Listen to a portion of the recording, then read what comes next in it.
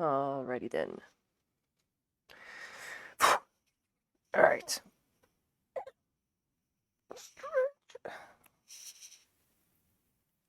The fingers work, the fingers work. Alright, lads. Ladies and gentlemen, boys and girls, non-binary folks of all ages, it is 9 o'clock, 9:01, but we're not going to quibble over that. Welcome to Vancouver, BC on a Sunday night, and of course that means it's time for getting some crochet on.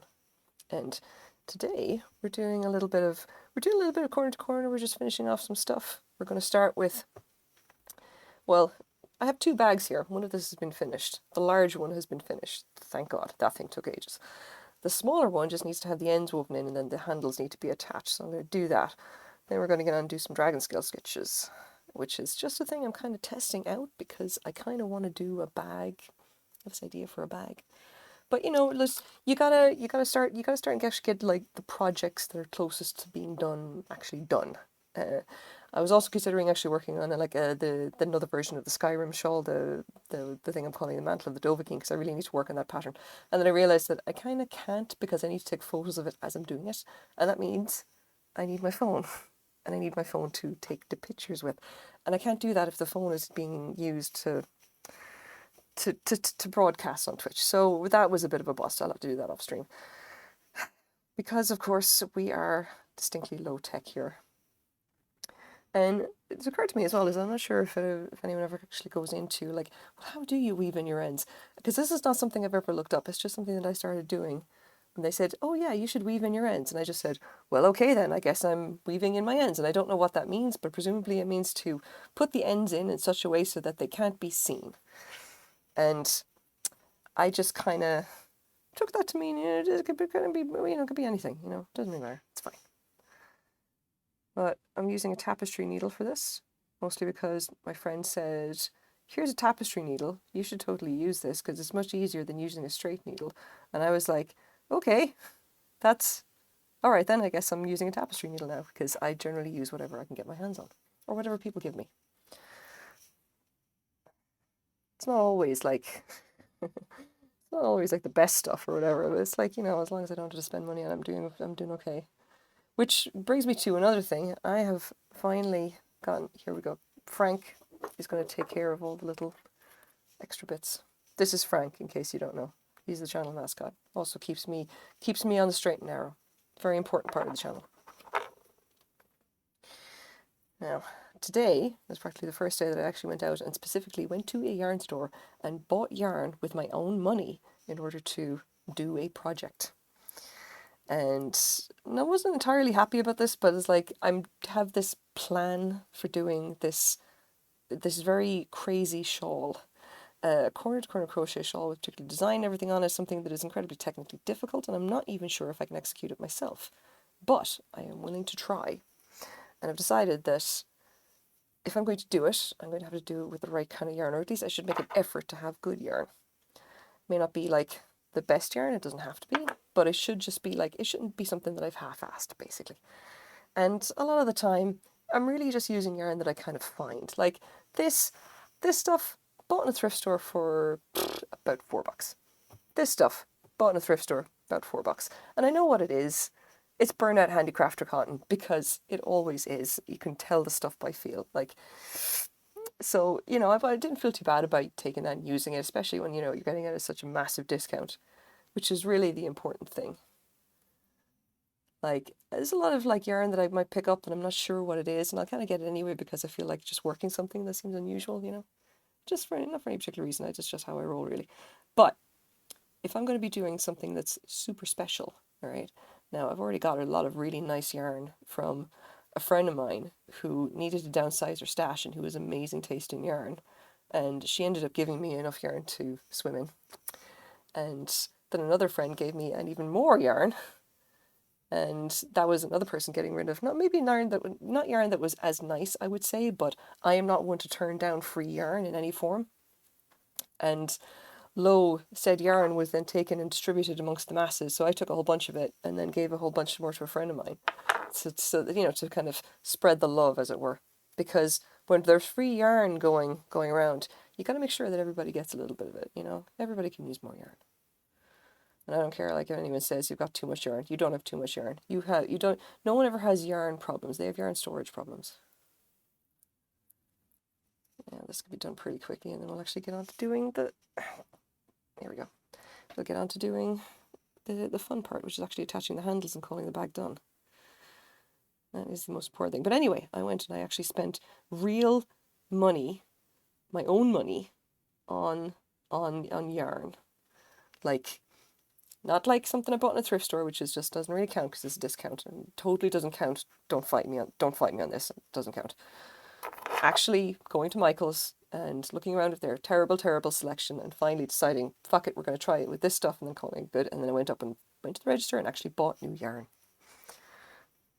So we shall see how I get on. I'm not usually happy about it, but for the super secret project, which I'm still not talking about because I don't know if I'm going to be able to execute it or not, I can't, like, the consideration is that if I completely balls it up, I don't want to have wasted like $60 in expensive merino. I want to have wasted some kind of crappy acrylic. So that's where we're going with that right now. Now, even though really when you're looking at doing stuff with knitting and crochet, the nice thing about it is that, especially with crochet, you don't really need to worry about cutting, like, as long as you don't cut the yarn, you can just start working it and see how it turns out, and you don't really need to worry about it after that.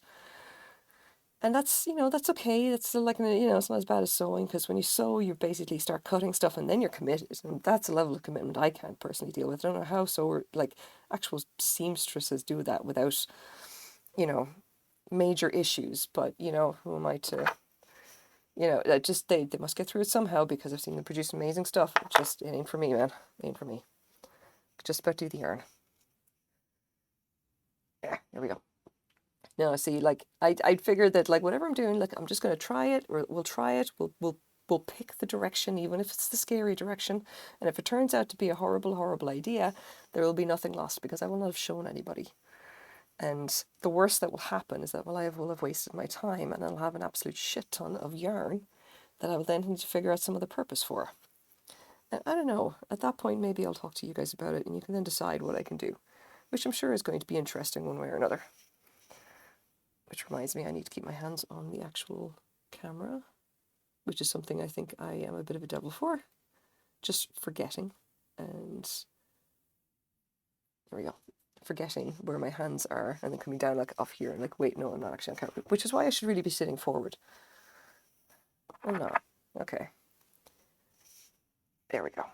Now, fun stuff. I've actually got, here we go, where the rest of the, oh yeah, here we go, that's on the other side. Got those two woven in, then I got these two. Right. I got other stuff to tell you guys about. Like, I don't know if you can hear it in my voice, but I have had one hell of a week. Like, there's been shit happening. Oh God. Like, there is a lot going on, and hang on. There we go. It was just annoying me for no reason. There you go, Frank. Now, last week, all right, if you were here, you've noticed that I was kind of coughing a bit, and I was like, yeah, I'm not feeling well and everything loud. Like, there was shit going on. Like, my friends, I got the coronavirus. Like, I had the COVID, and I was not well at all for a solid week. I was fucking sick. 0 out of 10, do not recommend. Please do not get COVID. It fucking sucks. Now, the terrible thing about this, right, is that, like, my husband and my 2 kids all tested positive as well. Were they sick? Fuck no. Knocked my husband on his ass for maybe a day or 2. He was coughing a lot and sleeping. Okay. All right. And the kids, I saw no change whatsoever. They were bouncing around the place like normal. It was as if they were not sick at all. I think I heard them sneeze a few times. Like, that was it. Okay? And it was just like, fuck you guys. Now, the really interesting part about this, right, is that, like, I took something like 5 tests over the course of the whole week. Not once did I test positive. I was negative every single fucking time. And that's the antigen test, the rapid response test, the one that was testing positive for all the rest of my family. Not me. Not me. Apparently, I'm the genetic freak here. Because I do not believe for a second that I didn't have COVID, considering that everyone else had it and I was the one that was the most sick. Okay? I had all the symptoms of what I can only describe as a terrible chest infection. Like one that was just really, really knocked me sideways and which I'm still not fully recovered from, which is unusual for me, you know? It just bullshit on a stick, I gotta say. Like I was really, really far more sick than what I'm ever used to. And not once did I test positive. I was like, you gotta be fucking kidding me. Like, somebody up there has a sense of humor. It's obviously not me. I didn't have bubbly last week because of basically we couldn't get to Costco because we were all sick. But today's flavor is orange. Still no word on sponsorship. Someday, it's where it will happen. I may simply write to them at this point, you know, an actual physical letter as opposed to constant emails. I'll just say, look, guys, you're missing out on a real opportunity here. I'm a Twitch streamer, and I get something like 10 people watching every time, and you can't turn up your nose at those numbers. Those are fucking stellar numbers, you know. And every time I'm on stream, I'm drinking a can of your stuff, okay? You have an opportunity here. Send me some free bubbly and I will advertise to my viewership. That's how sponsorships work, right? You know, you get like 5 people watching and suddenly like people start sending you free stuff and offering you things. Like, isn't that how the Instagram influencers make that happen? That is how they get the free things or the money. I don't know, you know, just like I'm working with limited information, and don't tell me to Google this stuff because that sounds like effort. Yeah. Oh my God. Yeah, that's me. Good job. Good job, lungs. I am not a happy camper right now. I like my, just look at this. Look at this. Oh my God. Hey, Matthew. Yes, that is a good point. Depends on who the 5 people are. If I could somehow get, wait, what's her name again? It's not Kylie Jenner. It's the other one. Kim Kardashian. If I could say that Kim Kardashian watches my stream, I'm pretty sure that I would absolutely get more viewers. By the way, I was in Snow Peeps I was in Snow Peeps stream earlier, just kind of hanging out and everything like that. We started looking at like basically women who have too much filler in lips, and that was a whole conversation, right? Just to, you know, don't read too much into that, all right? But we got started talking about Kylie Jenner, and I have a bone to pick with Kylie Jenner, all right? Just ironically, you currently have 5 viewers. Shut up! Yes, I have 5 viewers. Hi, everybody who's not talking. Hi, we're going to talk about something stupid now, like Kylie Jenner. I have a bone to pick with Kylie Jenner, all right? Because I have seen the way that she does her nails, all right? And she calls them claws, all right? And I just want to say to that lady, like, you do not get a right to call your nails claws unless you grow them out significantly longer than the way she does, and especially if you don't cut the tips square. What are you thinking? No, not claws. You grow them out, you make them sharp, then you can call them claws. Like, you see these? You see these nails? I have amazing nails. For some reason, I can literally grow incredibly long nails. If I sharpen these things, I could swipe and take your face off. I can call my nails claws. She can't. Just saying. Just saying. Random round for the day. Okay, we've done all the ends for this now. That's the question. Turn it inside out. See where we are. Oh, missed one. There we go. Is it just that one? I think it is. It is. Okay. We'd all write testimonials how well we went down publicly after your stream. I would, like, if you would. That would be nice. That would be a major boost to my channel. Like, subscribe, and you know, favorite my stream, and also tell Bubbly how much you enjoy watching me drink bubbly on stream. I don't know, like, just I'm sure that the sponsorship thing works somehow, but it still seems like a bit, I don't know, it still seems like a strange practice. It's like, hey, I have a lot of people watching me. Come and give me free stuff and I will show this to all the people watching. And I'm like, I can kind of, okay, but does that actually work? Presumably, yes, it does, because people spend lots of money on it. But like, yeah, I don't know. I think threats of random murder might be a part of the lack of sponsorship. I mean, you know, you gotta encourage them that they gotta take a chance on the smaller streamers who maybe have unconventional styles. Okay, I'm just saying. Anyway, it's not like I murdered Kylie Jenner. There's, you know, I don't mind dunking on her for having silly names for her fingernails, which is clearly like a terrible, terrible, terrible decision. Like, it really just gets on my nose that she calls her nails claws, and every time I've seen her nails, they look utterly pants. Like, they just look ridiculous. They look stupid. They're not even interesting. And I'm just like, you are just like, you have got like millions of like of like young women, okay, fawning over you and everything that you do for no fucking reason that I can decide, because as far as I can tell, there is nothing real about you. There's like fawning over a cartoon character and being obsessed with your every move and all this other crap, all right? And this really does look like you were putting in zero effort at this point, and I kind of just expected a little, like, you know, yeah, just you know, get, like to have a little bit more imagination, I guess. I don't know. I don't know. Needless to say, she just gets right up my nose for no reason at all. I don't really, at this point, I don't even know why she pisses me off. But that claws thing, that really just pisses me off. Less boobly, more liquid death. I don't know what liquid death is. Is it a drink? If it's alcoholic, I can't drink it on stream because I don't drink. If it's anything else, well, maybe I'll try it. But if it's not as good as bubbly, then we will strike out there straight away. All right, here we go. Fun fact, I don't actually do my nails because that involves effort. But every time I go and get my nails done, they're always like, oh, do you want to get the paint or everything like that? I'm like, no, no, thanks. Oh, do you want to get acrylics or gels? And it's like, no, no, thanks. I don't really do that kind of thing. And just like, well, what do you want to do? It's just, I don't know, file them down, shape them, make them nice. I just do something. And it's always very pleasant, I have to say, whenever I go and get a manicure. They're just, I feel like the lacqueristas are somewhat confused by the fact that I generally don't want them to do anything complicated to my nails. I just said, just shape them, make them nice, and put a top coat on them that I will ignore. Thank you. Do things simple as always goes. Stealthiest, yes, from Dead Chrome stream. Yes, I've seen your stream, oh bugger, doing the art. I keep seeing you on, and I keep meaning to go and drop in and say hi, and I keep getting distracted by something. How's it going? Hang on. I'll do the thing. I can do the thing. Wait.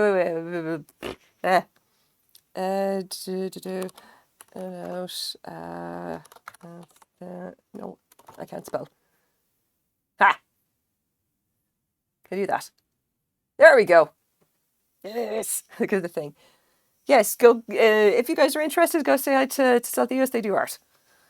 As far as I know, the art's good. I recall it being vaguely anime inspired. Anyway, go check them out. It's good. Oh, and The Witcher. I keep meaning to look at your Witcher streams. I'm sorry. Fucking just. I haven't seen Dead Chrome in at all. Like, and I was wondering where he was. I keep having an eye out for whatever for his stream if he's doing any more Hitman. It might be a turn up for sponsorship. No. Look, they just need to be a little bit more adventurous. All right, there's a market there. Trust me. I mean, you know what I'm like. I drink tons of this stuff. Here we go. Ever gonna make it to my stream eventually? Yeah, that'd be the idea. Yeah. Okay, let's get this done. We're just gonna get this handle on and weave in all the ends, and then we're gonna be done with this bag, and I can get on for something else. Yeah. Oh, actually, while I'm here, come on, where did I do the thing? And so, wait, Queen. There we go. Yes. Okay. Oh, god damn it. Quaid, for God's sake, just set a game or something, please. So, Quaid Rain does a lot of board games and sometimes does cooking. He's been sick for the last week because he had COVID, but he's feeling much better now. And I'm sure if you ask him nicely, he'll get back and actually do some streams. Hint, hint. If anyone doesn't know, Quaid is actually my husband. He's in the other room probably getting annoyed at me right now. Well, let's see. We're almost here. Yeah, anyway, so COVID. Cannot recommend. It sucks. And really glad that I've actually mostly come out of it. Like, apart from my voice being rather funny, and I'm still coughing a little bit. Like, I coughed up what I can only describe as, like, yellow gunk yesterday. Sorry if that's disgusting. Like, just like, I don't know what it was. Like, and I was just like, is this a chest infection? Oh my God. Like, just, it's the stupidest thing ever. Like, I coughed all that up and suddenly immediately felt better. And I was just asking a friend, I was asking actually, well, Nomad or whatever, it's like, what does this actually mean? It's like, I haven't tested positive. It's like, so you sure you don't just have a chest infection? And I'm like, how could I possibly have a chest infection when everyone else here is sick? Like, was tested positive, even if I'm the sickest person. Like, no, it's got to be COVID. I just don't know why I'm not testing positive. Because Insanity. Okay. My stream was really fun. Oh yeah, there you go. What was your PG again? Yeah, get to my stream. No, he doesn't get into my stream because he doesn't like know anything about crocheting. Not for lack of try. Okay, fun fact. Okay, when I'm still working on basically figuring out a curriculum for my crochet lessons. Because in case you don't know, I'm a crochet artist and also a teacher, and I've been kind of disappointed about the actual resources for teaching crochet and working on my own curriculum. And it's like as part of that, I tried teaching Quaid how to crochet, and that was I think a very interesting hour. I think because Quaid does not really do fiber arts at all, but I got him doing a chain, and then I got him doing like some single crochets, and I think I'm sure that's the right link. Is it Aquarian? Oh God, I don't know. Dennis, hold on. Let me try this again. Do you? Oh, is it like S-O Quadrant? Let's try this again. Does that work? Am I not supposed to put in the at when I'm doing shoutouts? Oh my God, this is why I need River here, because she knows this. Like, I don't know this. Okay. Okay, S-O. Like, I am so fucking bad at okay, let's try that again. There we go. Right. I'm sorry, guys. I'm going to have to remember that for next time. I really am just like, I'm significantly bad at this kind of thing. Like, I don't know how to make go. I don't know how to make the tech go. I used to. I swear to God, I was actually a senior programmer at one stage. And I was kind of good at my job before I got developed brain weasels. But like, no, seriously. Don't include the at. Like, I don't know. Fuck you, Stream Elements, I tell you what. Come on. There's. So yeah, just in case anyone doesn't know, my name is Cypherlev. I am a crochet teacher.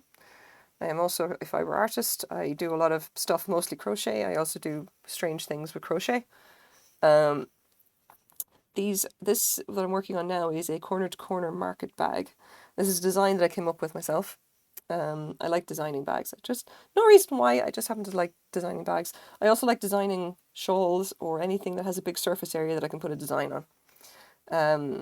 One of the things that I was working on recently is a pattern which I need to actually write down.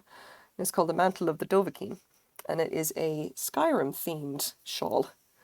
And I'm happy to say that I posted it on Reddit and people loved it. So I'm gonna call that a winner. I need to publish that pattern. And it's basically just like it's this corner to corner shawl, something kind of nice and easy, something that someone could do, would do. Like a regular person could do it. You don't need to know any special stitches. It's literally just like double crochet, slip stitches, and some chains. Super fucking easy, And the design as it came out was like it looks like the dragon from Skyrim. Okay, it was very much inspired by that. It's not exactly the same because like exactly the same ain't really possible. Okay, but it came out so well that I thought, yeah, this is gonna be good. Like, and I made some slight changes to it, and I'm gonna redo it again, and then actually take some photos and actually put the pattern down properly, and then I'm gonna publish it and hope that people will enjoy making their very own Skyrim shawl. And the reason that it comes out really cool is that because of the way the pattern has actually worked, when you put on the shawl, the wings of the dragon flare out of the back, so it looks like the dragon's kind of, it just looks cool, right? Unintended side effects, serendipity and all that stuff. And I really kind of like that about the type of patterns that I put together. And and I also, for for no reason, I have an update on the crocheting with my feet thing. I have been working on that. And if anyone's following my Instagram, they may have seen a post recently where I posted that I have managed to completed a chain and 2 rows of single crochet using only my feet. I just about had the technique cracked, I think. And the most important thing is that the tension is actually consistent. One of the hardest things to actually get right about this is like essentially being able to do it with your feet with consistent tension, because it's very easy to kind of just throw the yarn around and you can just have your tension be all over the place, but that's not really going to work. You want it to be consistent. It's got to look like it's actual real crochet, okay? So I will actually be doing that. I'm going to actually, as soon as I have it down and if I figure out how, I'm going to make that a channel point redemption. And I make it fairly high, okay, because it's a bit of a balls to set up, you know? But, you know, I just think it's going to be hilariously funny. I'm just going to be like, oh yeah, you want to see me crochet with my feet? Sure, let's do that. So much things to do in Skyrim. And one time I actually sat down with the balcony in Game House by the riverside, just read all the books. Dude, yeah, I know, right? It's like all the Skyrim books. Like, I know someone who actually, oh god, someone actually went down and they collected all of the books in Skyrim and made a little library in Whiterun, you know, in their house for themselves, which I thought was just a fantastic idea. And I can't believe how much they put into that game. Like, there is so much in the books. I gotta say, like, the follower cut was broken, but a follower nose found. That's funny. I gotta say, like, the ones that I found the funniest was the Lusty Argonian Maid. I think at one stage when I was playing Skyrim, I thought I gotta go and find all those books and see if I can compile the whole oh god, the whole story, because it's hilarious. They put so much effort into the game. I love it. There's actually a guy on YouTube who is his name is Mitten Squad. His real name's Paul, or something like that. But like but Mitten Squad is like is the name of the channel, okay? And he has a load of Let's Plays of Skyrim where he's just like, can you beat Skyrim using only a fork? Can you beat Skyrim without taking any damage? Can you beat Skyrim just, you know, with the torch, like with only a torch? Can you beat Skyrim only using shouts? He does basically all that kind of stuff. And it is fucking hilarious, especially the one with the fork. Just because there's so many different ways of playing the game, so many ways of breaking it, and he just decided, you know what, I'm going to see if I can just do all this crazy. And he does that with Fallout and Skyrim. The Skyrim ones I think are the funnier ones, but that's mostly because like I know Skyrim much better, and that's not correct. That is in the wrong position. Let's do that again. I keep meaning to go back and actually play Skyrim again and just go for like a cheese build or something like that. Just, you know, big two-handed sword or axe or something and just go nuts with it and use all the kind of tricks or whatever that I picked up from like speedrunning and everything, like watching speedruns and stuff, and just like go for a really stupid cheese run where like and turn the difficulty down to nothing, and then just, you know, essentially go around the place hitting everything with a big sword, you know, purely for satisfaction. There's no challenge there. There's just going to be for like, yeah, I just want to play Skyrim and just absolutely like slaughter everything that I come across. Because I actually did that. I started a pyro game. I was basically just like, I'm going to set everything on fire because that's kind of satisfying. And that was way too squishy. I was like, that's not even fun. Come on, man. No, there's a lot of stuff you can do in Skyrim, but like, I want to do the easy mode where I just go and just hit everything with a big sword or axe or something and then go nuts with it. Yeah, I don't know. My wife is so upset she can't marry a romance with this vampire because she decided to mod the game. Oh, that sucks. Oh, is that Serena? Or Selena, I can't remember her name. The Dawn Guard one. And just watch, like, everybody's going to be like, everyone's just kind of dropping in here going like, oh, she's not really crocheting and she's just talking about Skyrim. Oh, the crafting stream. Whatever. Yeah, I know, right? It's like, it's Serena, I think. It's what's her face out of Dawn Guard. Yeah. God, Dawn Guard is such a weird expansion. I mean, yes, they're cool for putting vampires in the game, but I don't know. Oh, I love that. Sel, I don't know if you're actually watching Elden Ring, but damn, that game is something. There's going to be speedruns of that for there're going to be some legendary stuff coming out of that. Oh boy. Oh, come on, don't lose I still need to weave this in. I've been watching the absolute shit out of Elden Ring lately. If you're watching the tournament, okay, like I just the one that I can't remember the name. The French guy who's running it. The 10K All Remembrances speedrun. All Remembrances oral one speedrun. Oh, dude. That speedrun is so fucking hard. I can't believe that anybody isn't doing it like at all. And so many people are, and I think it's ending tonight or something. So tomorrow they're announcing the winner. I think it's going to be Distortion 2. what's his face? Like Dist or whatever his name is, I can't remember. I don't know if the other guy, I'm blanking on his name. Let me let you know. Cool. I think somebody mentioned that guy that guy's name. I think. I guess there's a bunch of them now that I watch. I would watch this like every once in a while just to see what's up because he really is just a phenomenally good gamer. But like the rest of the time, I'm just watching like the small Elden Ring streamers, just the guys who are doing like the little stuff, and Distraction Crowd because he just does like epically long no hit runs of Elden Ring, and he's routing at the moment for doing like I think all achievements and then all enemies or all bosses or something ridiculous. Like he just that's his thing. He likes doing that kind of weird nonsense. You know, whatever people are into. I like to go and I like to hang out. I loves me some FromSoft games, even though I never play them myself. Although I have been told that Dark Souls is on the Switch, and if I can somehow figure out a way of getting my Switch to stream, I am totally going to go ahead and pull that in as like a, I don't know, a sub goal or something. Like let me get to 100 subs or something, and I will play Dark Souls for the first time. Like blind play. Well, it's not really going to be a blind playthrough because I've watched so many like speedruns of the game. But I mean, like I've never played myself, never. So I have never played any FromSoft game in my entire life.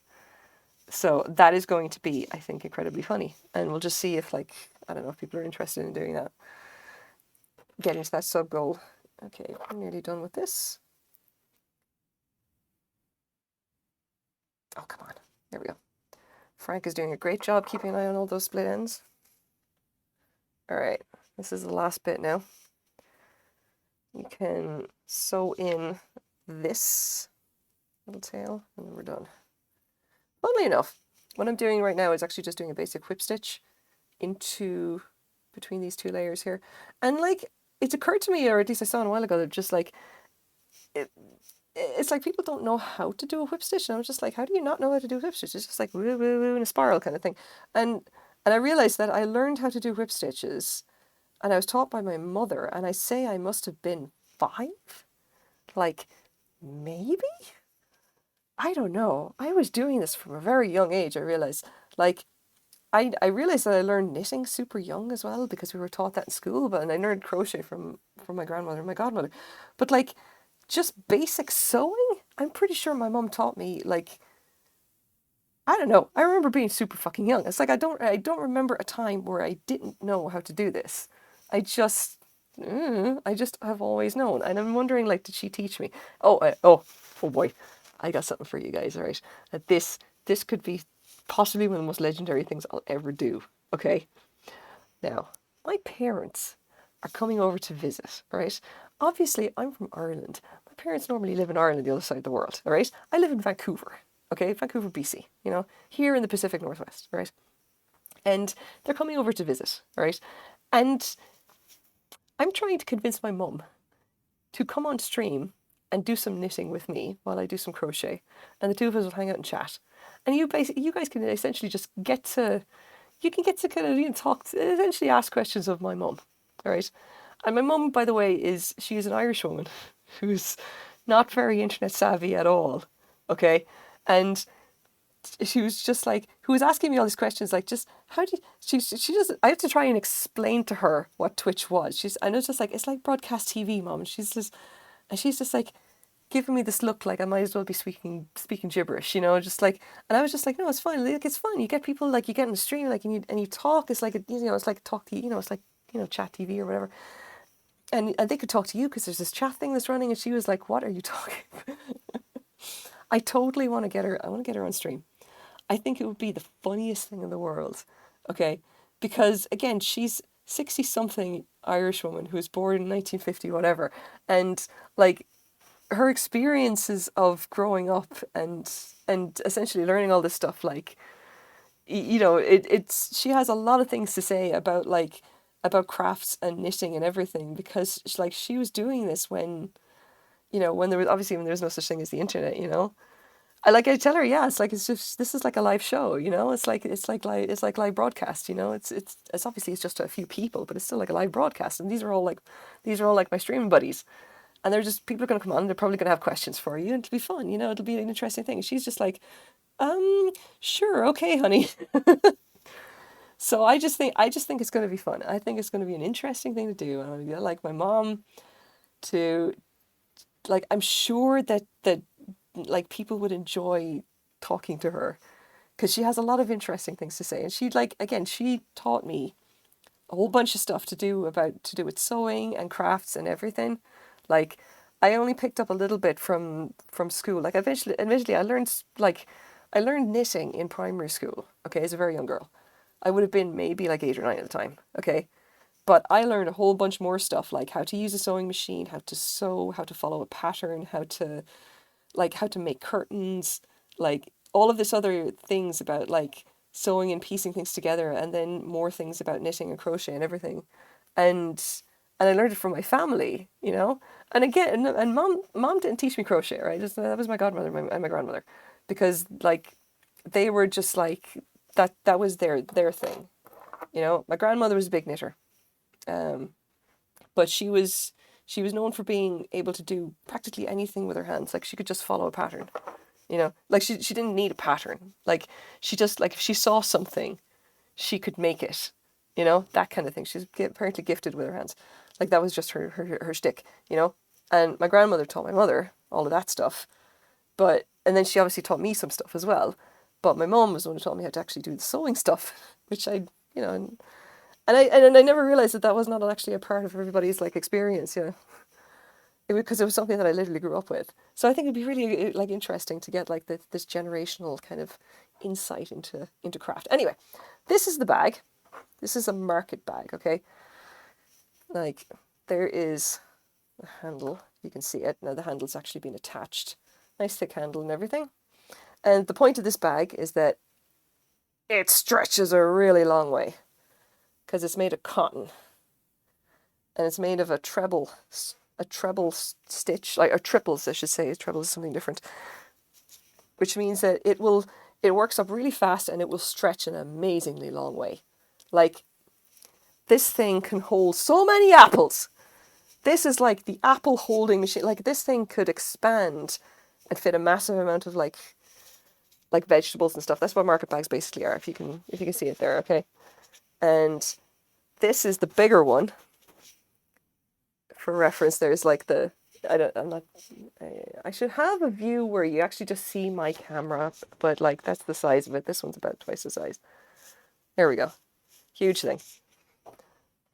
So that's 2 more bags finished. I'm going to probably stick those up on Etsy or something. Hi Ruth, how's it going? It must be really late for you.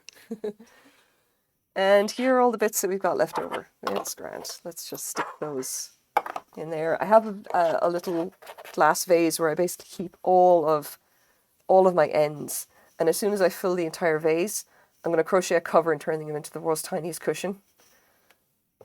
Or something. Or an amigurumi. I don't know. You know, we're going to make something up. It'll be fine. All right. Promise you more stuff. Here we go. I got to work on doing some dragonscale stitch. And I'm trying to work this out, okay?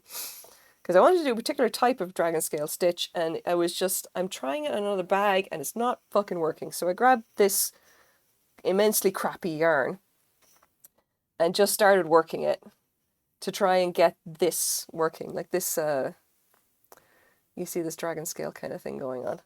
And the first 2 here are, yeah, okay, they're kind of working. Like, my big problem is that, why is it dark here? Okay, whatever, light, just be that way. So you can see that these tips kind of curl up a little bit, and that is driving me absolutely up the wall. Don't like it, okay? So I was looking around online for like what things I could do. Oh, there's fluff there. What things I could do to actually kind of stop that. And one of these solutions is just literally put in like a single crochet into the lower back, like the lower front post. And that seems to work, but I'm not sure how feasible it is to actually work that on the other bag that I'm actually working on, which technically doesn't have that conveniently placed on the, I don't know. Like, I'm going to be doing like a couple of rounds of this and then just kind of getting a feel for whether this is going to be a successful pattern or not, because I really want it to be properly pointed. Like the crocodile stitch is these very rounded scales. I don't like that. I ain't about that life. So we're kind of going off script here. 1, 2, 3, 4. Okay. So I don't know if you guys have ever actually done crocodile stitch before, or dragon scale stitch. I think it's called a couple of different things. It's essentially a way of doing this double crochets, and you do it essentially in a pattern that goes around two double crochet posts in the row you've done before.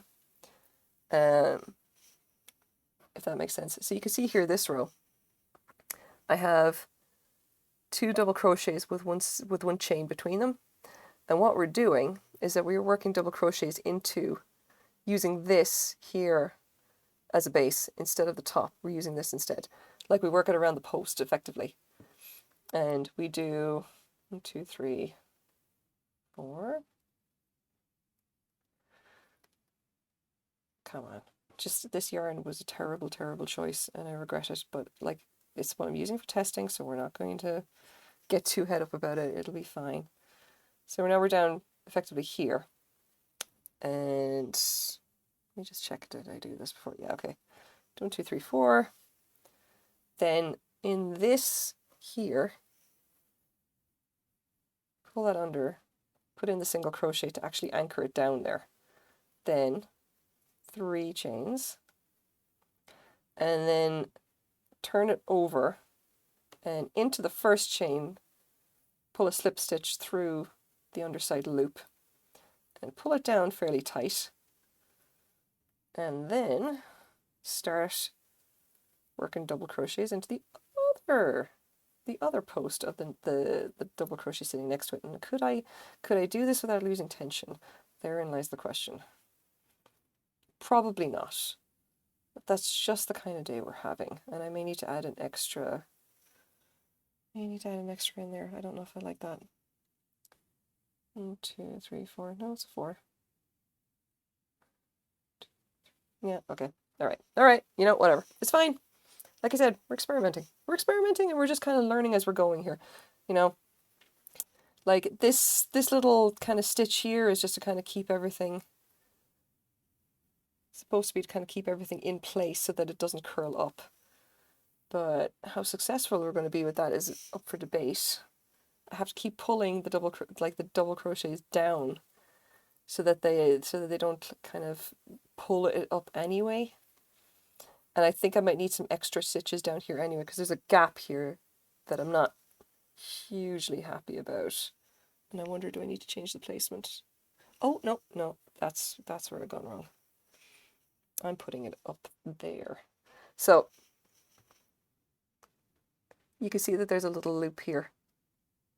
And I accidentally put the DC through there. Can't, it's got to be through here. So that's on me. That's on me.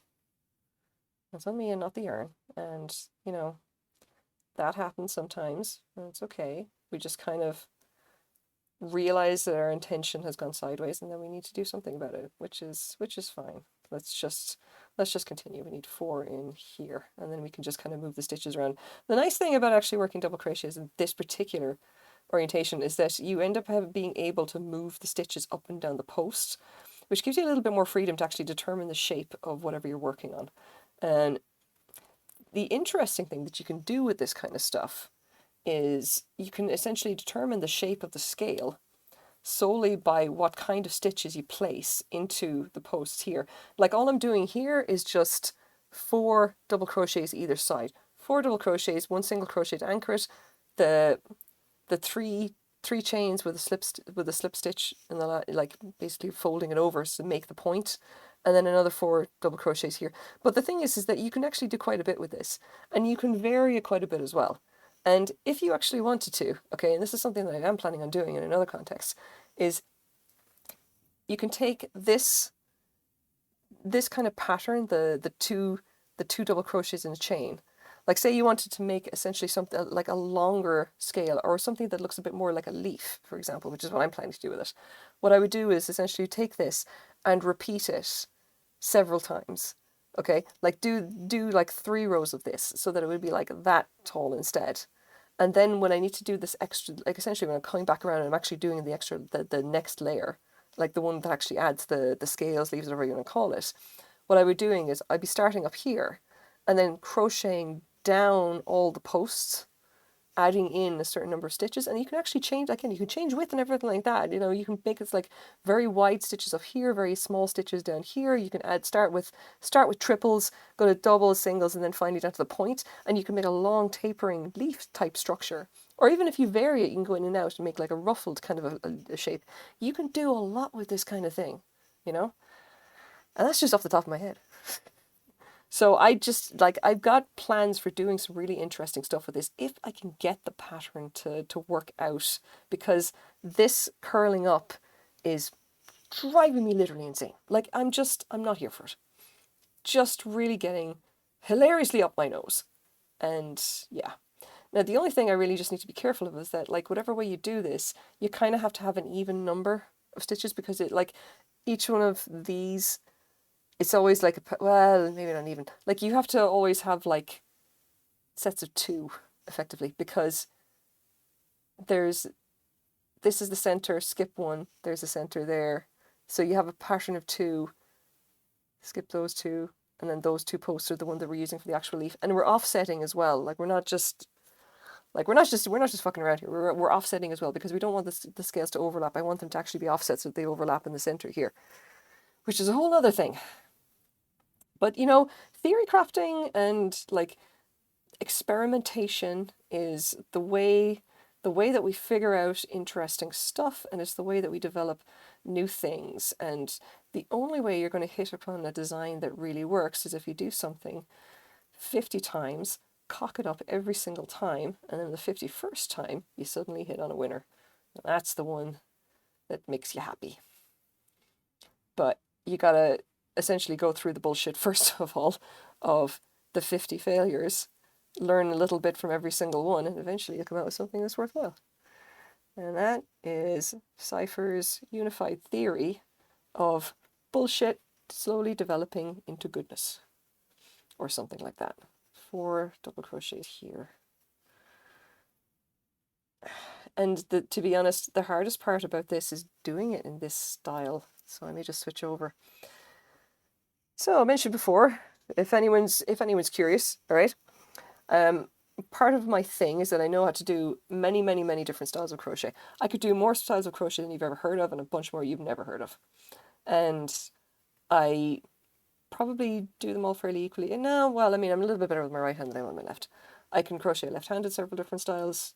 And again, I can crochet with my feet, which I think is just an interesting party trick, but who knows where that's going to go. And like, I do all this because I'm interested in like issues of mobility, and I'm interested in experimenting with different styles in order to allow myself to teach more people effectively. Because the more that I know, the more different ways I know to crochet, the more likely it is I'll be able to hit upon a way that people will actually, you know, will be able to do. Because it's entirely possible for someone to look at the regular method of doing crochet that you're going to be taught, you know, 9 times out of 10 is going to be right-handed knife grip. And they'll just like, yeah, I can't do this, okay? And where does that leave them? That kind of leaves them with nothing. So there is that aspect of it, all right? I am interested in things about mobility and then finding new ways to teach people. But the other thing that I like to think about is just something as simple as like, hey, I could swap over to this style, and it's a little bit better for precision, especially when you're dealing with stuff like this. Happy Mother's Day, yes. Happy Mother's Day to everybody. I should probably do something that's Mother's Day themed, but that sounds like effort, and frankly, I'm recovering from COVID, so I think I get a pass. For what it's worth, orange bubbly is like my least favorite flavor. I will still drink it, don't get me wrong, but I won't be happy about it. All right, let's see. We are here, so I'm going to crochet up 2, and yeah, okay. Now here's where it gets kind of freeform, because now I have to figure out where to place these motherfuckers. All right, it's fine, We're going to be winging it a little bit, just a little bit though. It's all right. I can. One of the things about crocheting, as long as I've been doing it, is that kind of get a lot more comfortable with just totally half-assing my way through whatever it is that I'm doing. Like, all I gotta do is make sure I've got the same number here. Yeah, so 1, 2, 1, 2. Okay. Same number of posts because we're just gonna be offsetting it. It'll be fine. It'll be fine. Yeah. It's just one of those things, you know. I feel that I get more comfortable with utterly half-assing my way through this, because, or just like being just like, you know, let's just try this random thing, and if it doesn't work, then you know it's going to be okay. We'll just kind of make it up, you know. I'm not sure if I'm getting this correctly. So 1, 2, 1, 2, 3, 4, 5. No, okay, apparently I am. Doesn't look it though. Okay. You know what? The only way we're going to discover whether I'm getting this right is if we do the whole round and start doing the scales, and then we're just going to have to see whether it works out or not. You know, you can't just like, you can't just kind of, you got to kind of just pick a direction and go. You know, the only way to be sure that something isn't going to work is if you go and try and do it, and then once it turns out to be a complete mistake and a fucking disaster, and you've just wasted your time. At least you're going to know that, you know. But you'll never know for sure. You'll never know for sure unless you go and just have a go.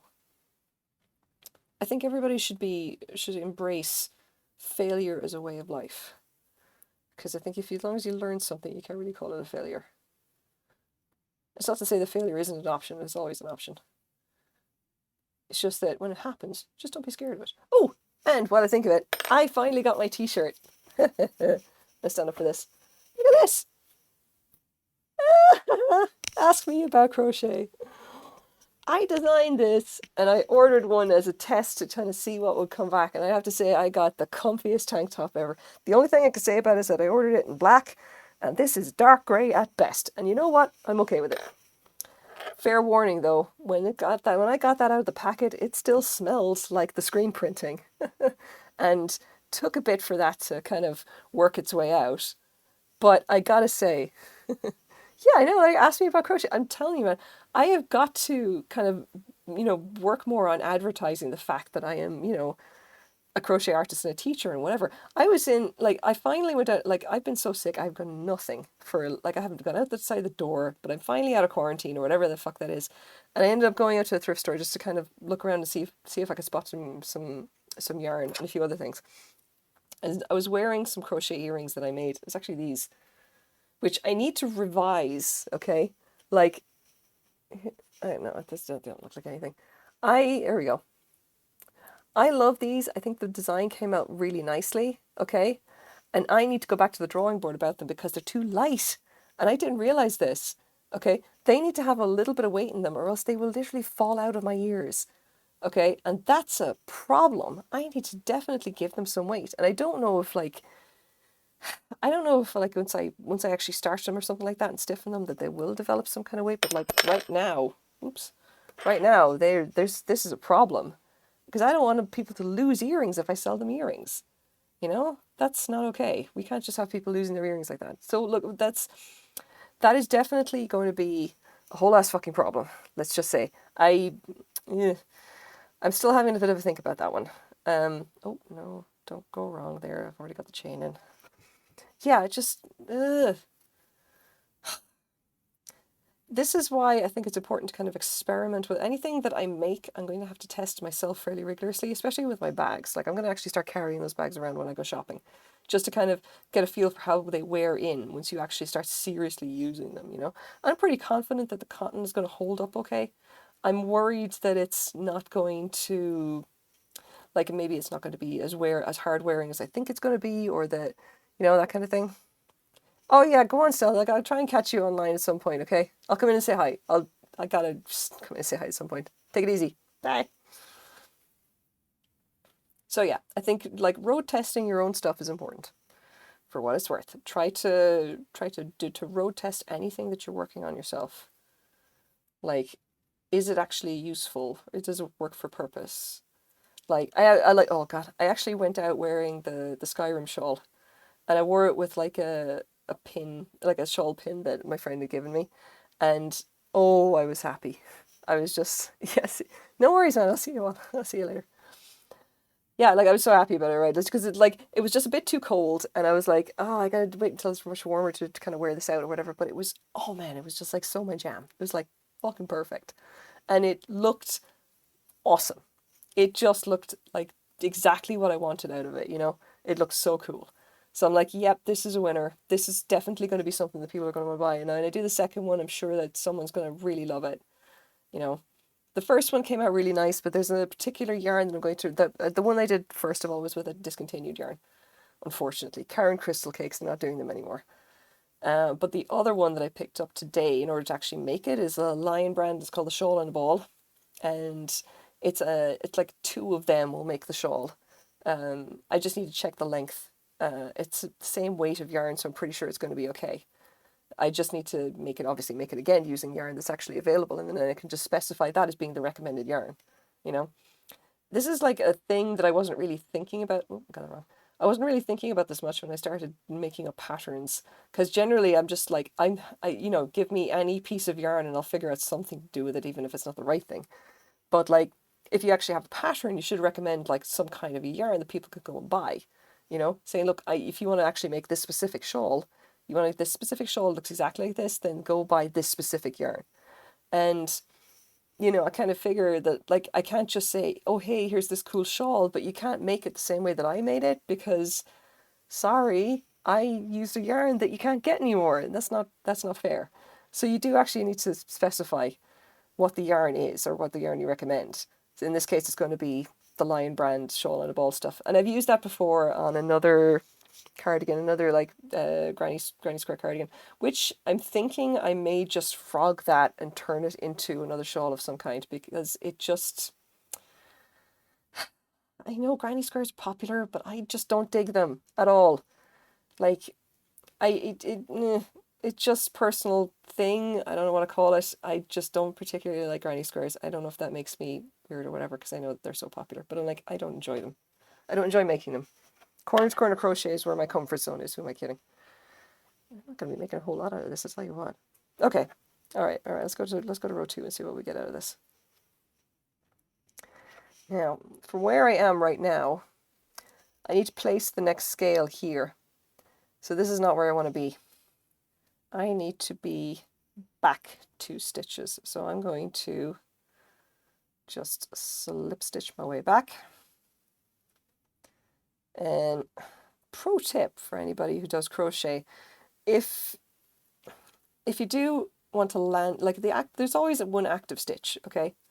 The nice thing about crochet is that you can basically just do whatever the fuck you want with it. It'll kind of the place will go essentially anywhere you want, okay? And if I decide that, okay, my active stitch is here, but I don't want it to be here, I need it to be back over here, I'll literally just kind of slip stitch over. I'll just get the active stitch over there, Fastest way to do it, slip stitch it. Yay! So this is where I need this to be because this is the center of the scale here.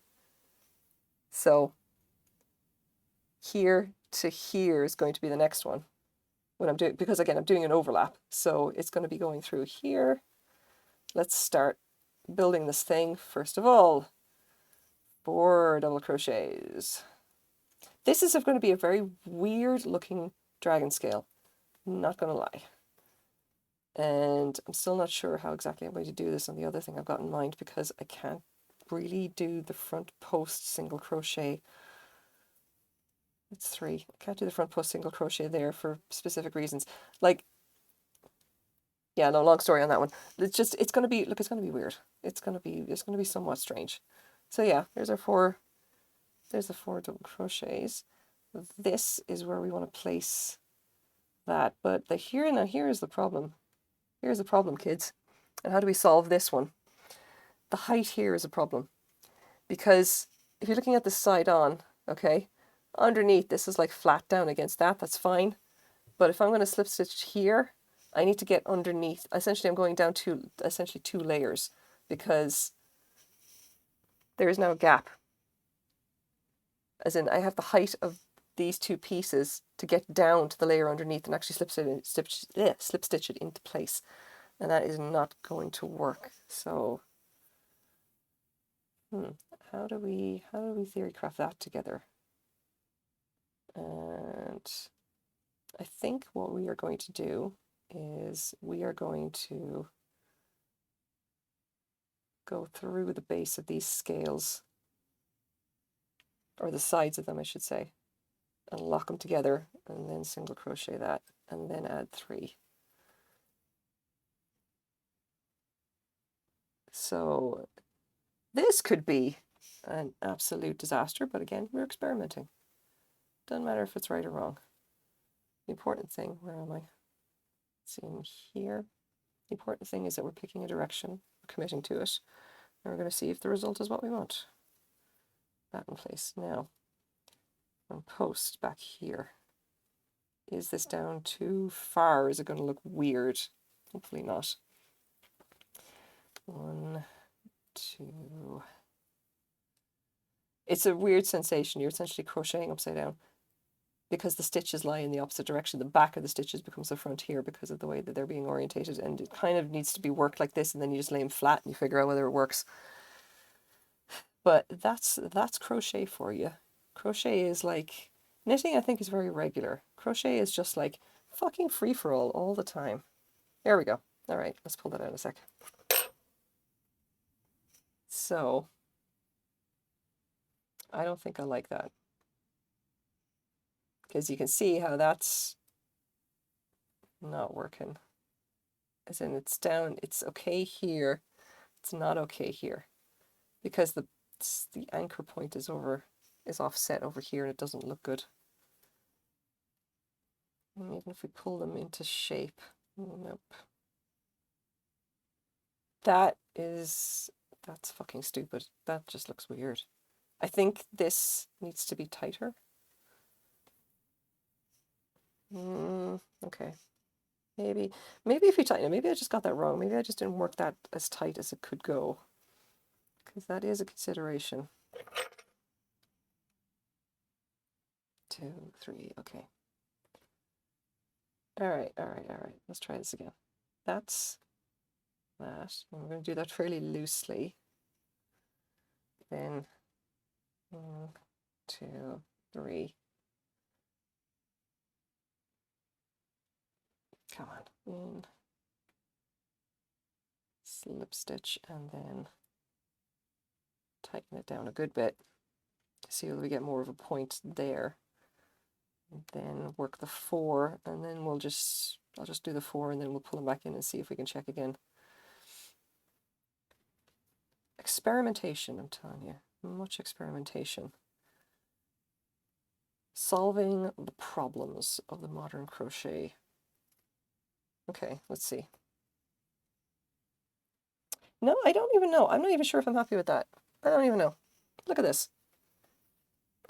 Fucking nonsense is this? Like this is the problem, okay? Look how much that curls up. Why? That's so pissing annoying. Like I kind of want to just start pulling the stitches down farther and then just doing anything else I can in order to get them to lie flatter, because, or maybe this just needs an extra stitch just to push that a little bit and keep it flat, because it's not working here. Like, this goes in here. This is like, no, it's not, Shannon, no, it's not a tension thing. This is literally, I have the same number of stitches on both sides, but I think the problem here is that this is being essentially offset because there is an extra stitch here holding it down, but not on top. And it's not as obvious here, but we have a height issue going on here that kind of makes it more of a problem. So I think I need to have an extra stitch in here, but I'm not entirely sure how we're going to accomplish that. Well, hang on. Let's review. Let's theory craft our way back a second. I have an idea, because we're dealing with 2 scales, not just 1. So stitch each side separately. Yeah, I was thinking. That's just what I was thinking. See, same brain. Yeah, I was just thinking that. Okay, so if we're in this position, I'm gonna just do the single crochet, then 1, 2, 3, and through the back loop, And that slip stitch is always such a pain in the bollocks, but we'll work with it. Okay. Tighten that down a bit. Then I'm going to come over to this side, and then I'm going to go underneath for the single crochet, but just because I get the feeling that this still needs to be worked somewhat backwards. So let's see. Let's see. Like that. That is the same stitch. Okay, we'll work 4 in and see where we are then. See, the other problem is that I don't want to have a hole in the middle, and I kind of suspect that I'm going to have that. Is it off center? Can't actually tell. Okay. Okay, we're just going to go ahead and do the 4, and then we'll see where we're at. Like, I was experimenting with this a while ago, and I just could not get a count of stitches that kind of lined up the way that I wanted it to. It just, I keep doing this. Like sculpting with yarn, yeah, it's like there's a lot more freeformness to it, but like it's so much easier for it to look completely buggered, just weird, unless you get it right. And it's like you're filling in certain areas, trying to get this to lie down correctly. Yeah. No, look at this. I've got a hole in the middle now. Like that. And the same issue. So I have to get that to close while also having a point.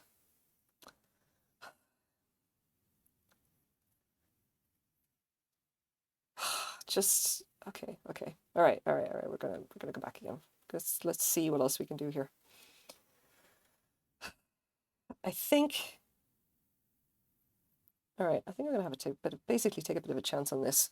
I have another idea, and I'm wondering if this is just a height thing. So what we're going to try and do instead is a double, but do it around the back, essentially a front post double instead of a front post single, because we need the height underneath. And this may make this stand up a bit, but it might also work. Who knows? So we're not going to know unless we find it, unless we try to have a go with it. So let's try this. Come on. Here we go.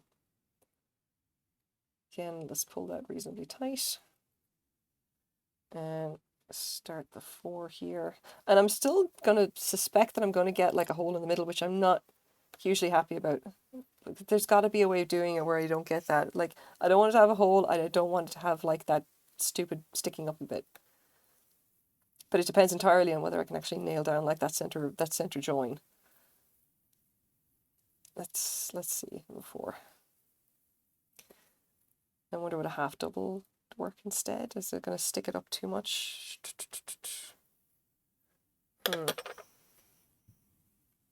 Okay, so yeah, okay, this is maybe a bit better. Maybe. Like I've still got this is very sketchy here. This is like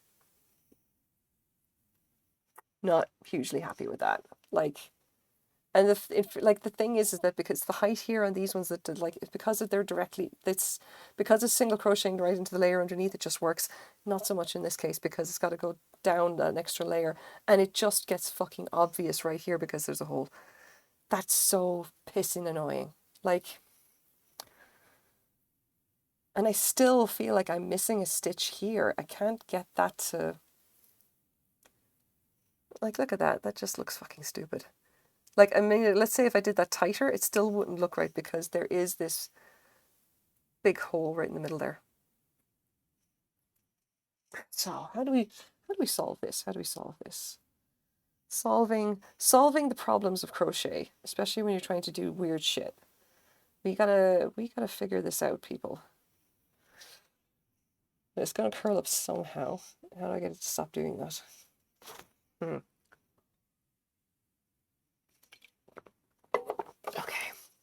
Okay, no, we gotta figure this one out. Got to figure this one out. What if?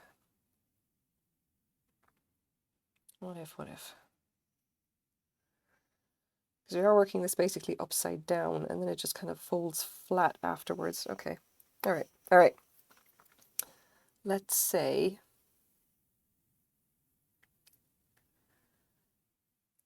like instead of anchoring it there, I'm going to be able to know I still need to anchor it down in there. but I need to go 2 down, and it has to be really in the base, which means that it can't be too tight anyway. Then, so if I just let that fall naturally, it's still out to here.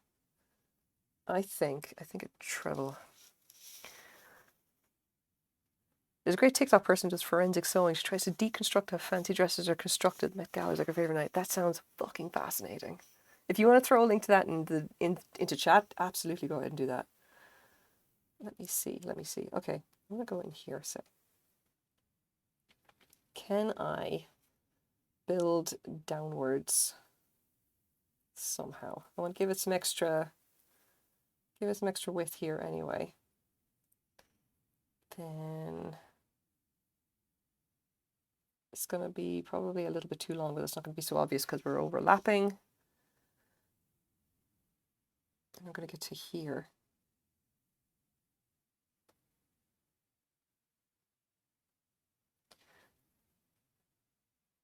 I'm going to try the single crochet, but I'm going to do it loosely, like fairly loosely, because we're not kind of doing the same. And then okay, I think I might have something.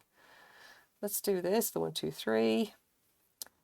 Slip stitch underneath. We're going to make this like fucking tight because I really need to make that not look so dinky and silly. Let's just pull that as tight as we can. Okay. And that gets us to here. We formed the point. And now I have a triple. Now if I wanted to... So we're down here. There's the single. But I actually think it's off center. If I did it like that. Sorry if I'm not making sense, by the way. I'm kind of trying to think through this, and it's fucking complicated. Like, that does not line up the way I want it to. Maybe it's just a case of throwing another triple underneath here and hoping that there's enough yarn pushing the two halves together for it to kind of look sensible. It may not. It may still get a hole. Yeah, see, no, that's too loose right there. Cat mixes the account. Oh, I think I've heard of her. I must look that up. Okay, yeah, no, I did that too loosely. Let's reconsider a little bit. So that's the single. There's a single there anchored in. There's a triple. What if I only did 2? And because the others are obviously 3s, but they're not fucking working in this case, so maybe if we'll try 2 instead, 2 chains and then slip stitch it and layer it in, go for a small point or something. And there is a possibility of just going around the treble and forming the point like that, because we're always just basically doubling up on ourselves. But if we do that, we're going to pull it away and the hole is going to drop in here. See, here's the problem. That hole is formed by the single crochet being out of alignment there. So how do we fix that? How do we fix that? Maybe I'm overthinking this. Again, we are trying to do what I can only describe as fucking weird shit. So we're just gonna figure it out. We're gonna figure it out from first principles one way or another. And I may have an idea, but it's just going to involve some shenanigans. And I don't think we need the triple there. Let's back up to the double. Right. What if, now hear me out, if we did an increase, yeah, essentially we're going to be trying to do an increase on the double crochets. So let's say, for example, back this one up, undo one of the double crochets that we got, because we want to anchor the top, but we want to anchor the bottom, so we don't necessarily need both stitches to form a top. So let's say here's the first DC. Okay, now before we form the stitch, let's do the SC.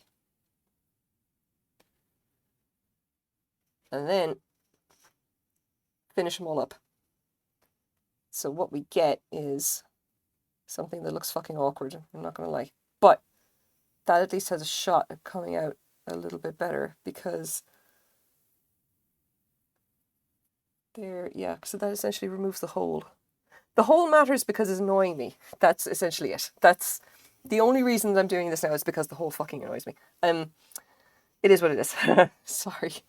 I think I'm going to try this without... I'm going to try this without doing an SE. I'm going to do 2 DCs and see what happens. Like, just... No, it doesn't matter at all. It just... The thing is going to work regardless. It's just that I want it to work without that. I want to make it so that there isn't a hole. Because the hole being there is going to piss me off. So if I do that, and then drop the DC in here to anchor, and then pull it all through and call that good, and then it's essentially, it's a whole scale at that point, and 1,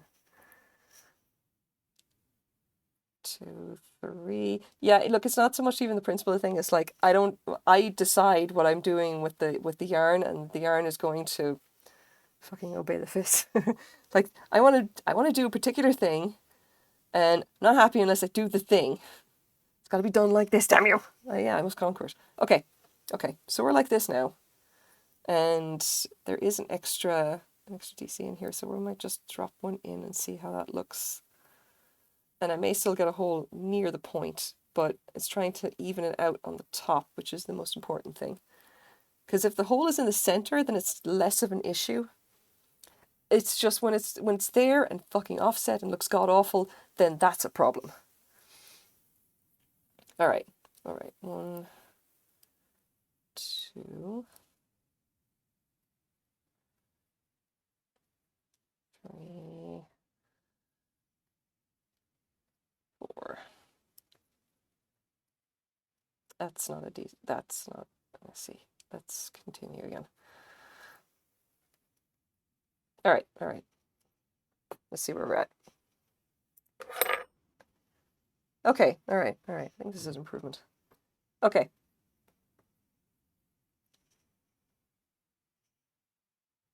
That, I think, is basically acceptable, except that I don't think we're going to need that extra... Well, no, maybe I do.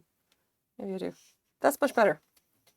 That's good. So I think once I actually slip stitch that into place, then there you have it. That is the scale that I want.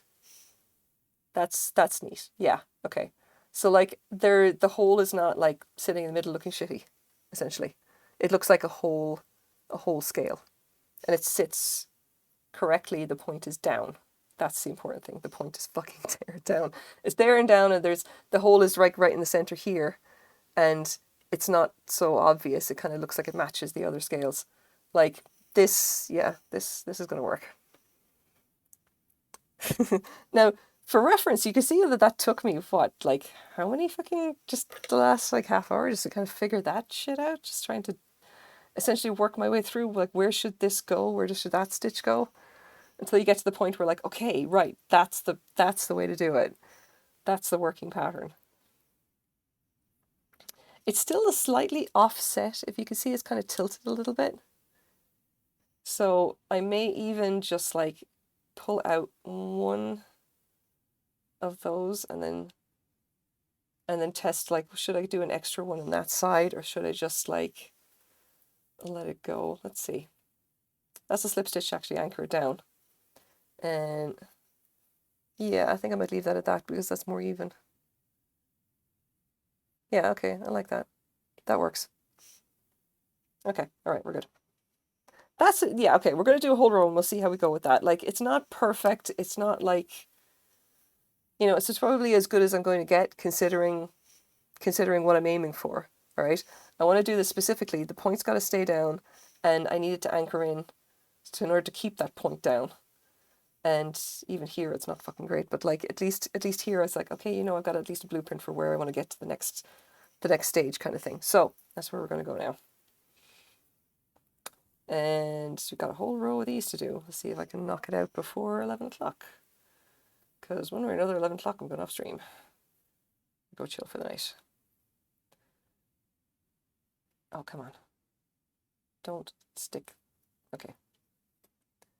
Do 3. Because that's where we're starting at. There's three double crochets. And then we do 1 and then double crochet in the lower post front. Here we go. Grab that and pull that there. Don't split the yarn. I did not make the best choice of yarn for this. Then finish that. 1, 2, 3. Slip stitch, dang you. This would be so much easier with yarn which is not prone to splitting. Again, I did not make good yarn choices for this. But it's whatever it is, we're committed at this point, so we're just gonna continue. Come on. Come on, lock that in. Yeah.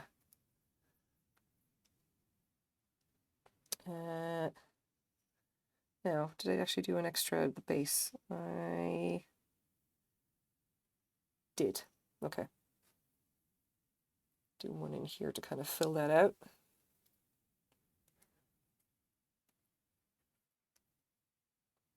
Come on, there we go. Yeah, okay. So we are kind of keeping the same number of DCs. It's just the placement of them is kind of a little bit wonky. Underneath anyway, on top it doesn't matter. Sorry, guys, just feeling more tired than usual. Ruth, just don't say you don't. I know it's crazy o'clock. Good night. Good night. It's fine. Don't mind me. I'm glad that anybody who's like who can show up to my stream at all, in fairness, because like I know that I stream at a very weird hour for a lot of people. I'm either way too early or way too late. There is no in between. 2, 3, 4. Let's try. Just check again. I'm not sure if it really needs 4 or 5, but I know either way.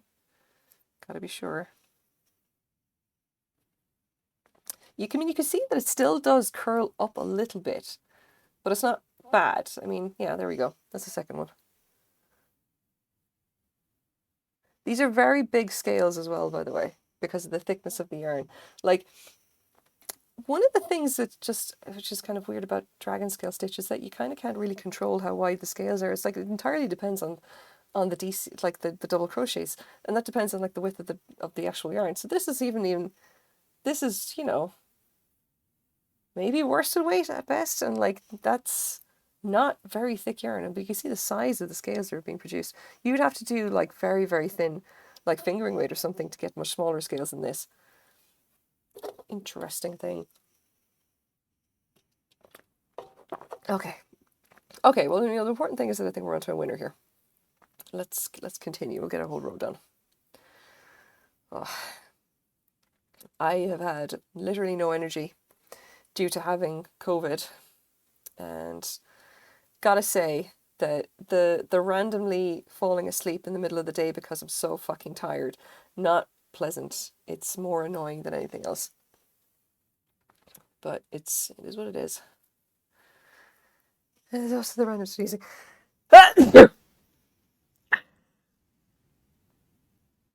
Yeah. Sorry, guys. And no viewers. Suddenly all the viewers just kind of bugger off because like nobody wants to listen to me sneeze into my mic or have COVID on stream. It's okay. I'm certainly not contagious anymore, even if I was. All right, it's fine. Okay, yeah. So, dragon scale stitch. Fun. Yeah, Gesundheit, thank you. Sorry about that. Can't really control the sneeze. Like the worst part, I have to say, about taking the COVID test, especially the one that has a swab, like you basically have to swab what feels like the back of your brain. Okay, taking those tests, the worst thing about it is that like I would instantly start to sneeze, like really badly. I would just I wouldn't feel like sneezing. I do that fucking test, and then I'd suddenly feel like sneezing my entire head off. It's just every single time. It's just pissing annoying. Like, ugh, I hated it. And I had to do so many of them. It was unfair. I am telling you what. Fucking unfair. Okay. Still here? We're still good? No, we're still good. All right. This may be a bit too tight, but we're fine. We're fine. Just going to continue. It'll be all right. Keep telling myself that. It'll be all right. Which way around is this? Wait. 1, 2, 3. Okay. No. What? Where's the... Oh, 1, 2. Okay, this one. This yarn is not the best for actually being able to tell where the fuck the stitches are. Especially if you're doing something like trying to work out where the underside of the stitches are. But, you know, we're committed now, so it is what it is. Let's do this. Let's get the thing done. Important thing is that you're doing the things. It's a t-shirt that I want to design, which basically just says the world belongs to people who do things. And I don't know if someone else has said that before, if it's especially profound. I generally don't give a shit. I just want a t-shirt that says that on it, and I'm going to wear it around places and let people think whatever they want. I also want to make a t-shirt that says slow fashion. I have to test every side of the arrows for work and the sneezing every time. Oh my god, that sucks. I hate it. I spent a week doing that and it was just awful. Oh no. And the sleeping, just the constantly just, literally just like having no energy and falling asleep on the couch constantly. Like I'd be in the middle of crocheting and I'd put it down for 2 seconds and just like, there, I'm gone. All right. Yeah, you know, could be better. Also could be worse. I'm happy with that. That one would need to be tighter, but this is just a test, so I'm just like, you know what, fuck it, I don't care that much. We are doing the things. Doing the things and making the things go. And I can tell already that my voice has gone strange. Because I can feel that kind of nasaliness in there. God help me if someone decides to get me to sing now, because that would be fucking funny. Just like, hey, Cypher, can you sing Celine Dion again? And I'm like, nope. Or I mean, I could, but I don't think anyone wants to hear that. Celine Dion singing as if she's been a smoker for 30 years. No, I do not think so at all. Yeah, come on. Let's get this done. Let's get all this crap knocked out. We can do this. I'm gonna do this before the end of the stream. Come on.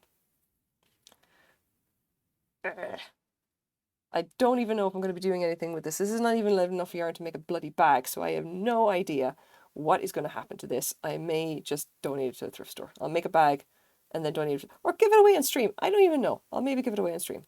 Give it away to whoever would like a very strangely... Look, I'm pretty sure this is yarn intended for baby clothes or some shit, so, like... I don't know. It's more... It looks kind of a weird kind of teal, but it's more green here. If that makes sense, you know? Oh my god. Yeah, see? See? I get tired. Randomly. Do you want to know how much I have slept today already? This bullshit. Ah. It's like no energy and constantly tired. I swear to God, I'm going to finish stream. I'm going to go out and get like another cup of tea or something into me. And then I'm going to just pass out for the night. And I don't think I even had a very serious case of COVID. I had like a very minor case, if at that, because it was like, you know, no worse than a chest infection that I've had many times before. Oh, I don't know. I mean, I didn't go to hospital, so, you know, can't complain overall. Let's just continue. We gotta get this done. Gotta keep it moving. Because I got other shit to do, and I gotta do it while I'm awake. Not the least of which is clearing all of the crap off of my bed, because I still haven't put my laundry away. Among other things.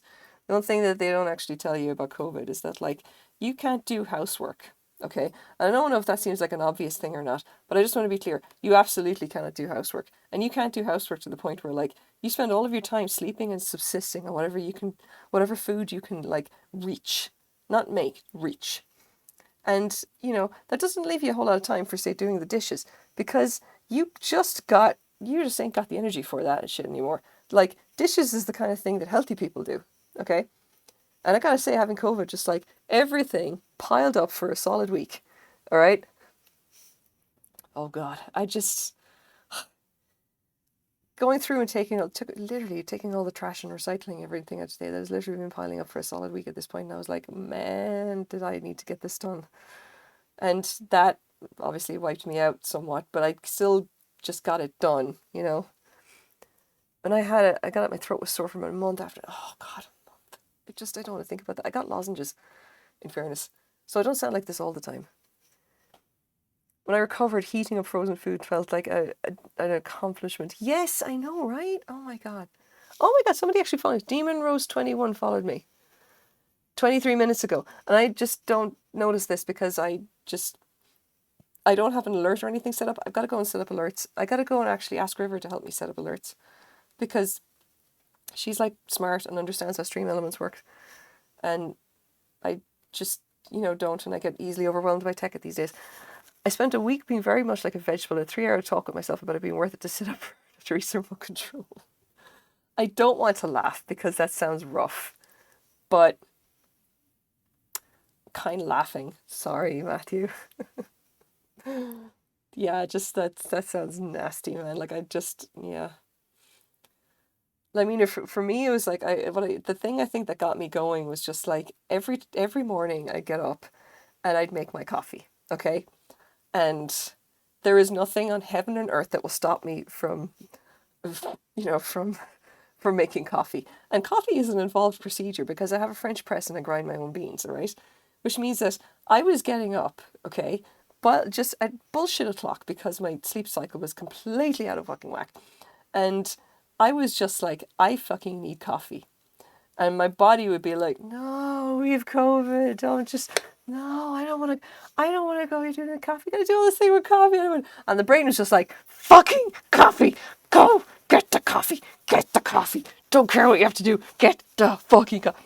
So essentially, my addiction to caffeine got me out of bed in the morning and got the coffee into me that would then allow me to continue to function for a couple of hours and thereby get going and get the rest of something done that day, despite the fact that I was feeling fucking sick.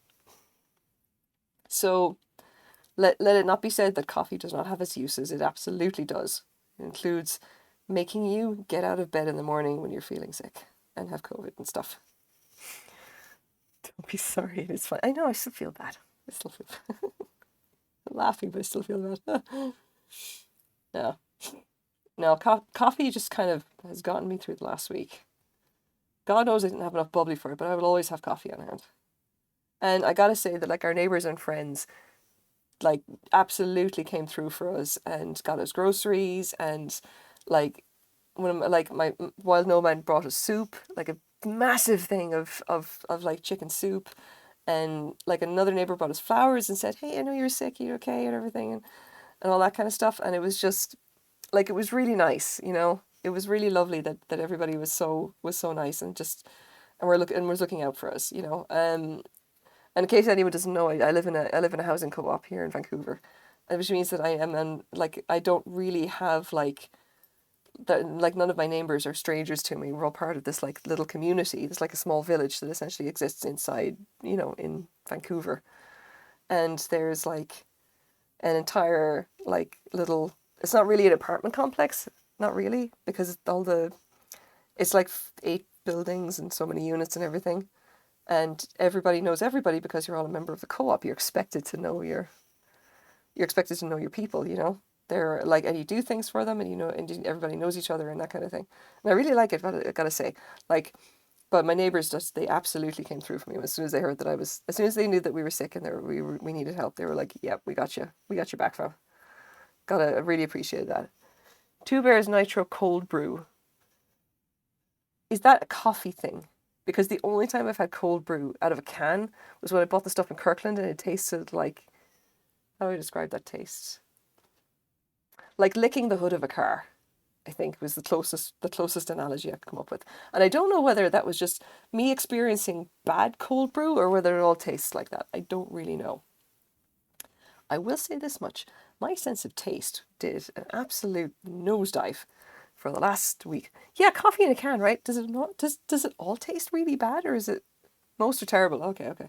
I gotta look that up there and see if it actually is like nicer. Because the seriously, that Kirkland stuff. Oh, that was something. Yeah. But like I gotta say, like all the time that I had, like the reason that I was pretty sure I had COVID is that my sense of taste went completely fucking haywire. And I had this weird metallic taste in my mouth for a solid week. You know, I feel fine now, but like shit, for a while there, I could taste hardly anything. It's like and I just had this really bad taste in my mouth. It was fucking annoying. We got to come back from vacation, and a kind friend brought our luggage up from the car for us because we couldn't do it. Oh, that's so nice. Like you gotta appreciate your friends that'll show up for you. You know, they're the buddies you can count on. People who will just they'll show up and bring you coffee and check up on you, make sure you're okay. Which actually reminds me, I got to check in on a friend of mine who anytime I do thrifting trips, I'm usually going with a friend of mine, uh, who's known as the anonymous assistant, because she just kind of occasionally helps when I do videos, and she got COVID and she is immunocompromised as well. So I think she's coming out of it, but she has not been available for anything. Like I've barely heard a word from her. I think all she's doing is just writing it out. But I gotta check in and see how she's doing. Make sure if she needs any, like, just check and see if she needs anything. She probably doesn't. She's got a really nice, like, her boyfriend is an absolute legend who, as far as I can tell, worships her. And they're so cute together, and he's absolutely looking after her. But just in case, I'll get in touch with her, see if she's okay. See how she's doing. Does she want to come and do crochet and stuff? I just, like, wear your masks, people. Don't get COVID again, because it's possible. I got some KN95s and I'm going to be wearing them forever now. Like, I'm just going to just wear that everywhere. Because I can't imagine, like, just walking somewhere in a place and getting that again. Like, fuck, that'll knock you on your ass. Don't want to take that chance. Like, not that I think that it would really significantly hurt me, it's just it's fucking nasty, you know? And, like, we didn't have a flu season or whatever over the last year or so because everyone was wearing their masks from COVID and everything. And now I'm scared that, like, flu season's going to hit just that bit harder because we don't have any natural immunity to it now. You know? I don't know.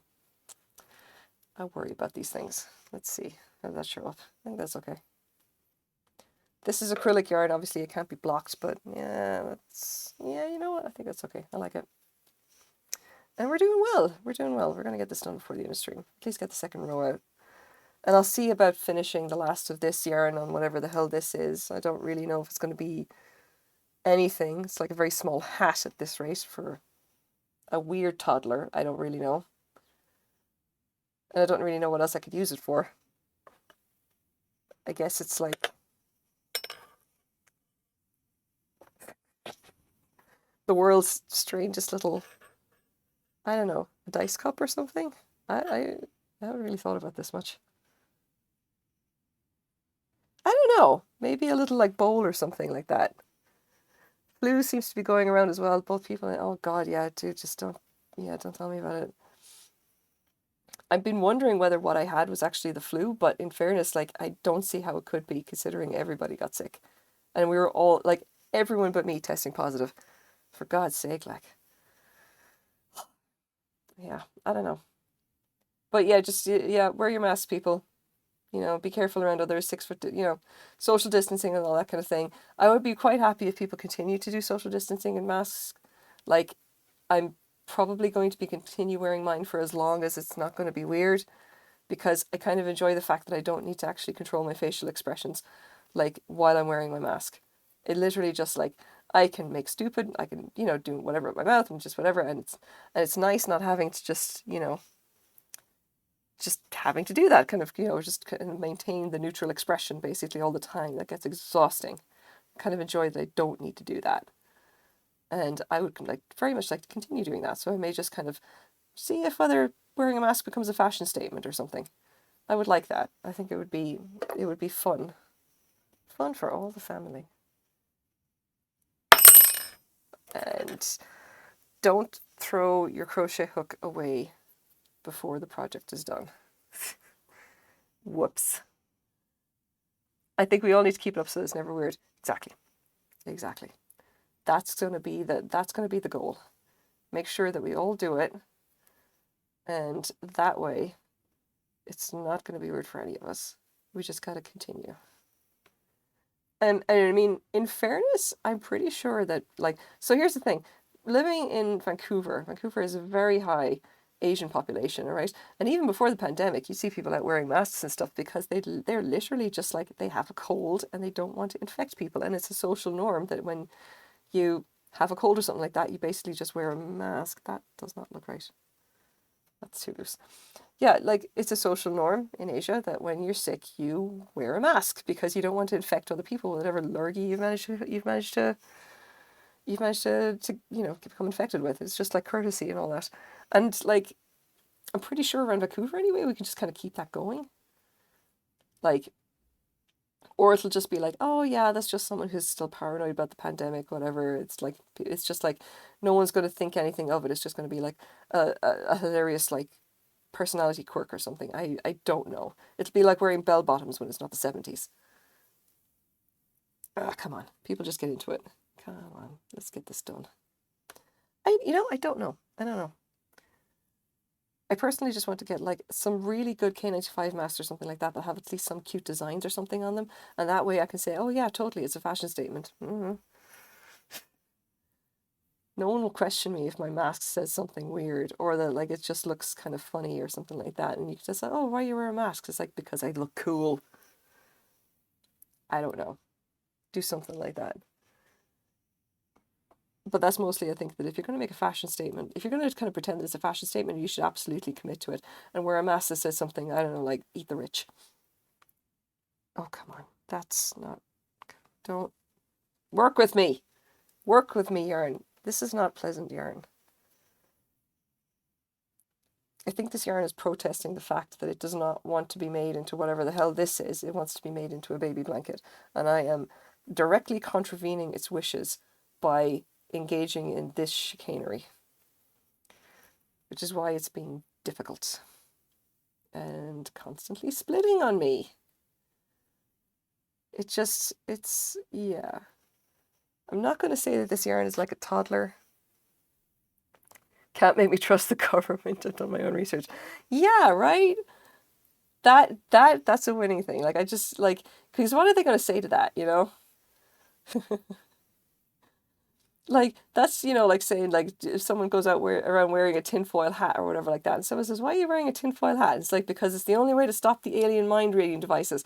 Like, they know from the get-go that they're not going to be having, like, any kind of a rational conversation for you. Therefore, why should they even try? You know?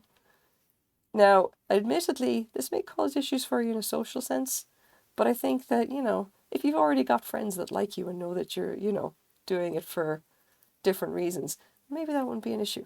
I'm just thinking that it'll make dating rather interesting.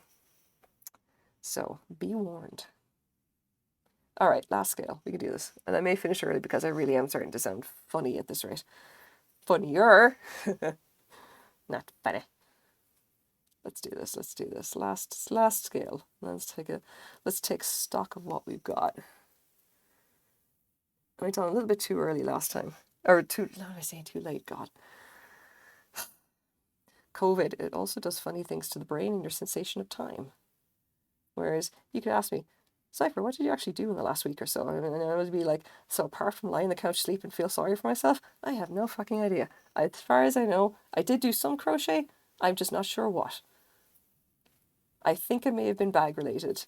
I can't actually remember because all I did was sit and crochet and get annoyed about the stuff that I was working on just not working out. And admittedly, this is probably going to be okay to work with, but on the yarn I'm thinking of, I have no idea. All right, let's do that. Flatten it down. Lock it in. Come on. There we go. Now, pull that out. All right. Yeah, okay, this could work. I mean, it's not perfect, and I think that it would need to be blocked.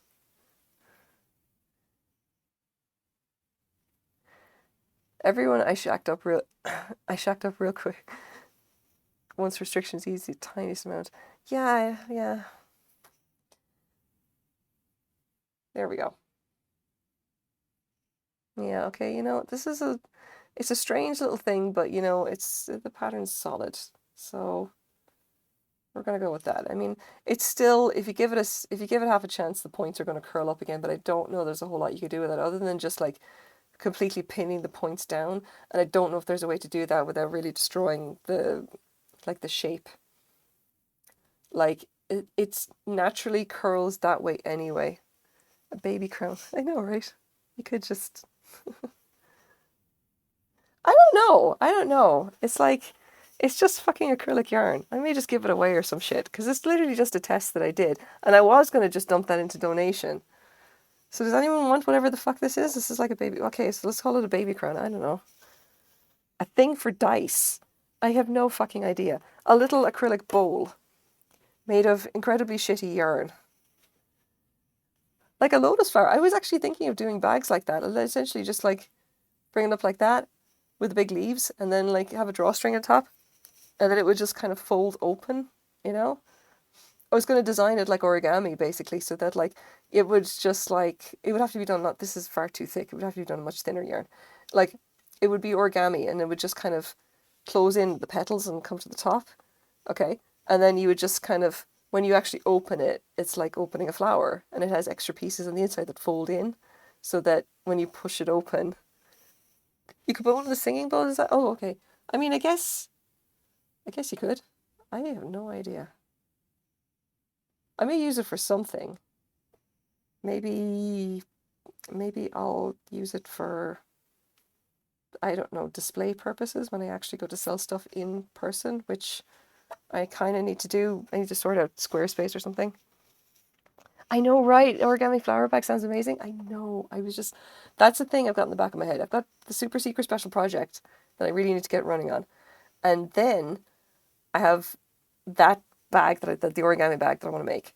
But I still need to do the Skyrim shawl before anything because that really, I need to write that pattern out so much. It's ridiculous. So I guess that's where we're at with this.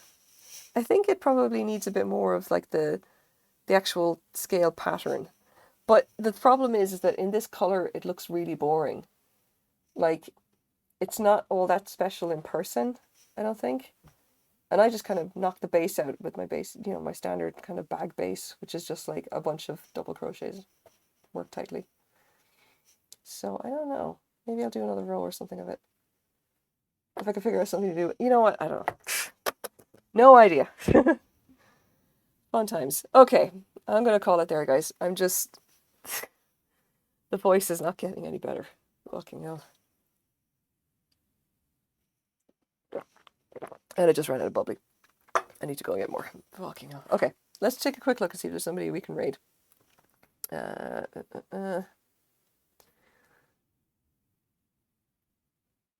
Who's online? Who's online? Who's online?